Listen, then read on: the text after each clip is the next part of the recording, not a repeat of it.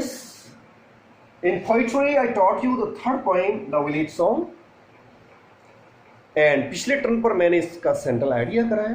This is really a beautiful poem written by Sarojini Naidu. इस poem में हमने देखा कि एक माँ अपनी बेटी के साथ जो बातचीत कर रही है, इसमें जो सार निकल कर सामने आया वो ये कि प्रकृति ही परमानेंट है.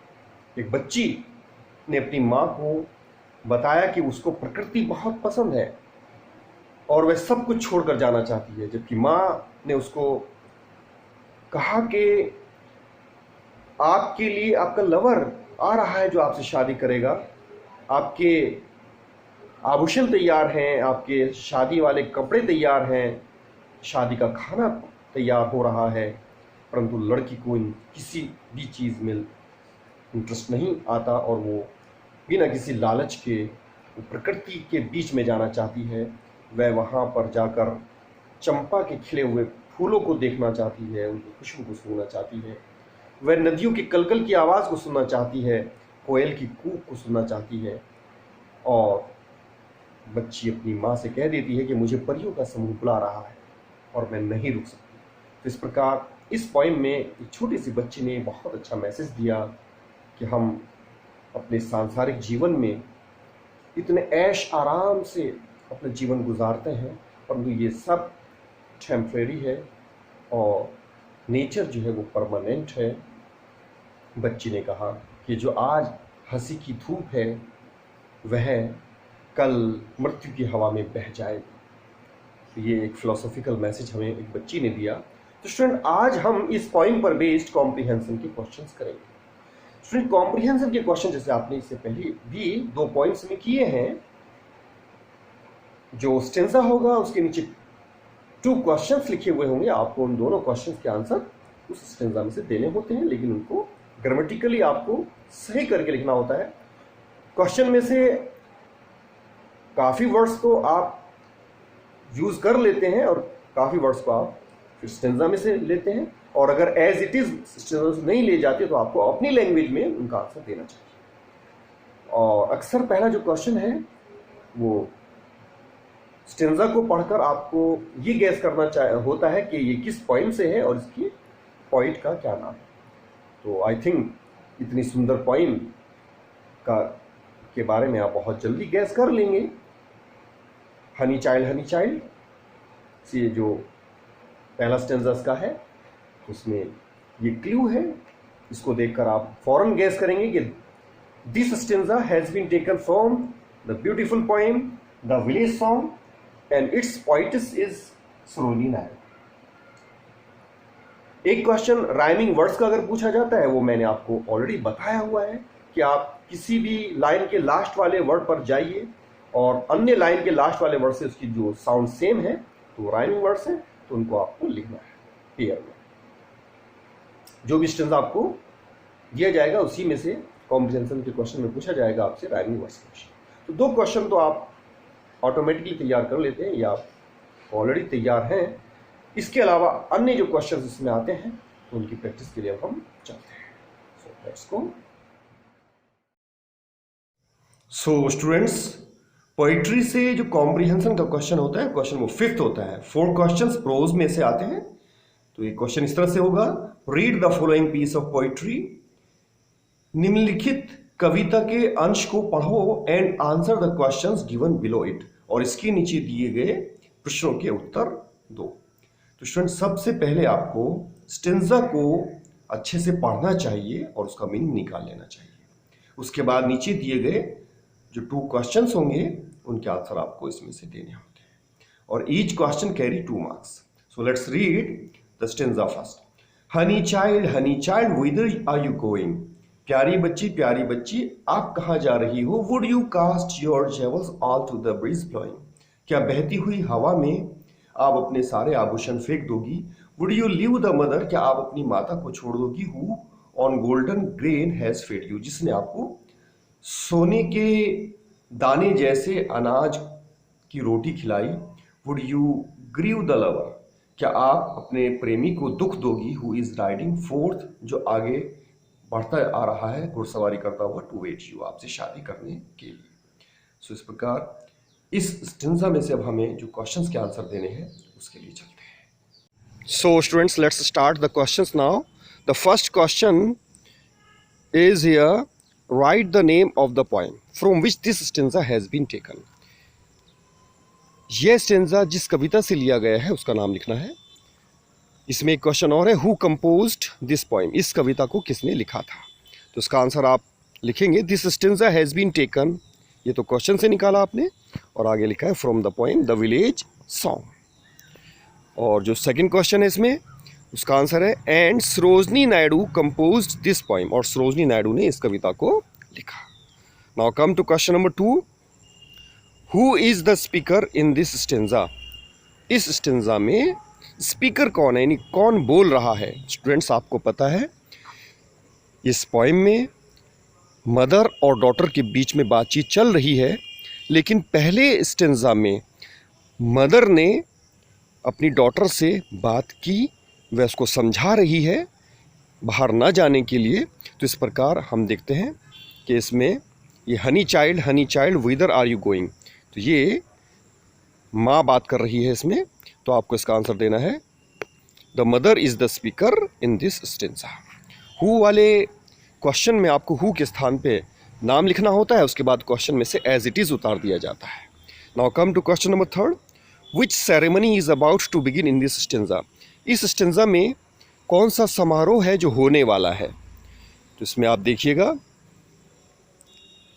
इसमें जब माँ बच्ची से बता रही है लास्ट में, would you grieve the lover who is riding forth to wed you, क्या आप अपने लवर को दुखी करोगी जो कि आगे आ रहा है घुड़सवारी करता हुआ आपसे शादी करने के लिए। तो शादी एक समारोह होता है, तो इसमें शादी के बारे में बात चल रही है। तो आपको इसका आंसर कैसे देना है, in this stanza the wedding ceremony of the daughter is about to begin.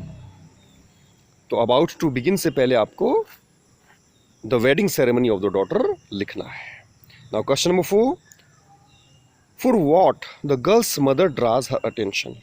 किस चीज़ के लिए माँ, जो बच्ची की माँ है, लड़की की माँ, वो उसका ध्यान खींचती है, उसका ध्यान लगाती है। तो इसमें माँ ने बच्ची को बहुत सी चीज़ें बताई, जैसे जेवल्स के बारे में, और माँ ने उसको गोल्डन ग्रेन्स के बारे में, ये तो उसने रेफरेंस दिया कि मैंने ये सब आपके लिए किया है, और लास्ट में उसने कहा शादी के बारे में। तो इस प्रकार आपको इसका आंसर इस तरह से देना है, the girl's mother draws her attention to her lover who is riding forth to wed her. इसमें ये जो लास्ट में बात कही गई है कि क्या आप अपने प्रेमी को दुखी करोगी जो घुड़सवारी करता हुआ आ रहा है आपसे शादी करने के लिए, तो इस तरफ बच्ची का ध्यान माँ ने ड्रॉ किया। तो ये बात आपको यहाँ पर लिखनी है। Is it clear? This is second stanza. First read this stanza, then we shall attempt questions from this stanza. Mother mine to the wild forest I am going. Student, second stanza में जो लड़की है वह उत्तर दे रही है अपनी माँ को, कह रही है मदर माइन, यानी माई मदर, मेरी माँ, to the wild forest I am going. Grammatical sentence कैसे बनेगा, I am going to the wild forest, अर्थात मैं वन में जा रही हूं। वाइल्ड फॉरेस्ट वन के लिए यूज हुआ है, वाइल्ड मीन्स जंगली होता है, और फॉरेस्ट भी जंगल को ही कहते हैं। तो इसका सेंस क्या है कि मैं जंगल की तरफ जा रही हूं। Where upon the champa boughs the champa birds are flying, जहां पर चंपा जो फूल है उसकी शाखाओं में चंपा की कलियां खिली हुई हैं। टू द कोयल हॉन्टेड, और कोयल जो है वो बैठी हुई है रिवर आइल्स, नदी पर जो टापू है उस पर। वेयर लोटस लिलीज ग्लिसन, जहां पर कमल के और लिली के जो फूल हैं वो है चमक रहे हैं। The voice of the fairy folk are calling me o listen, परियों का जो समूह है वो मुझे, उनकी जो वॉइस है यानी आवाज है वह मुझे बुला रही है, ओ लिसन, अरे सुनिए। तो इस प्रकार ये लड़की ने इस तरह से अपनी माँ को उत्तर दिया। सो अब इसमें जो क्वेश्चंस पूछे जा रहे हैं अब हम उनके आंसर्स देखते हैं। Let's go. Now questions from second stanza, first question is what did the daughter tell her mother? बेटी ने अपनी माँ से क्या कहा? तो इसका आंसर आप देखेंगे सेकंड स्टेंजा में बेटी जो बात कर रही है अपनी माँ से, वो बता रही है कि मुझे जंगल में जाना है जहाँ पे चंपा के फूल खिले हुए हैं, कोयल गा रही है और लोटस के फूल खिले हुए हैं और परियों का जो फॉल्क है वो उसकी आवाज़ मुझे बुला रही है। तो इसमें से आपको आंसर देना है। क्वेश्चन से आंसर निकाल लीजिए। द डॉटर टेल का डिड की वजह से टॉल्ड हो जाएगा हर मदर। यहाँ तक आपने क्वेश्चन से निकाला और आगे बताना that she was going to the wild forest. तो बेटी ने जो बताया अपनी माँ से वो ये था कि वह वन में जा रही है। तो इसका आंसर पहली लाइन में से आपने लिया है, mother mine to the forest, wild forest I am going. Now question number 2, why does the daughter want to go to forest? बेटी वन में क्यों जाना चाहती है? इसका आंसर आप देंगे, क्वेश्चन से निकालिए। द डॉटर से पहले डज लगा हुआ है तो वांट में एस लग जाएगा, wants to go to forest. ये आपने क्वेश्चन से निकाला और वाई की वजह से बिकॉज लिखा जाता है, क्योंकि। अब आपको इसमें से ये देखना है कि किन बातों की वजह से वह जंगल में जाना चाहती थी। तो इसमें चंपा बफ्स का जिक्र आया है, चंपा बर्ड्स का जिक्र आया है, कोयल हॉन्टेड रिवर आइल्स, ये सब चीज़ें हैं, लोटस लिलीज का भी है और वॉइस ऑफ फेरी, ये सारे ही कारण थे जिसकी वजह से वो वन में जाना चाहती थी। तो उसको शॉर्ट में हम ऐसे लिख सकते हैं, बिकॉज शी लाइक्स फ्लावर्स, उसको फूल पसंद है। इसमें चंपा, लोटस, लिली सब फूल आ गए। बर्ड्स, ये कोयल आ गई, एंड रिवर आइल्स, और जो नदी पर जो टापू बना हुआ है वह, तो उसको ये पसंद था। और चौथी बात ये बताएंगे, the voices of fairy folk, जो परियों का फॉल्क है, जो समूह है, उनकी जो आवाज़ है और कॉलिंग है, वह उसको बुला रही है। तो इस प्रकार इसमें सब बातें आ गई हैं। Now question number 3, what was the reply of the daughter to her mother? बेटी का अपनी माँ को क्या उत्तर था, यानी क्या उत्तर बेटी ने दिया? तो ये वॉइसेस ऑफ फेरी फोल्क में से आप इसका आंसर बताएंगे। The daughter replied her mother, बेटी ने माँ को उत्तर दिया that the fairies are calling her, परियां उसको बुला रही है। तो इस प्रकार ये 3 क्वेश्चन हो गए ना। Come to 4th question, pick out the rhyming words in this stanza. इस स्टेंजा में जो राइमिंग वर्ड्स हैं उनको आपको छांटना है। तो राइमिंग वर्ड्स आर ऐसे लिख करके आप इसमें देखिए। इस स्टेंजा में आप देखते हैं लास्ट में पहले गोइंग है और गोइंग जैसे साउंड ब्लोइंग। अच्छा, बफ्स जैसे साउंड इसमें नहीं है, आइल्स जैसे साउंड नहीं है।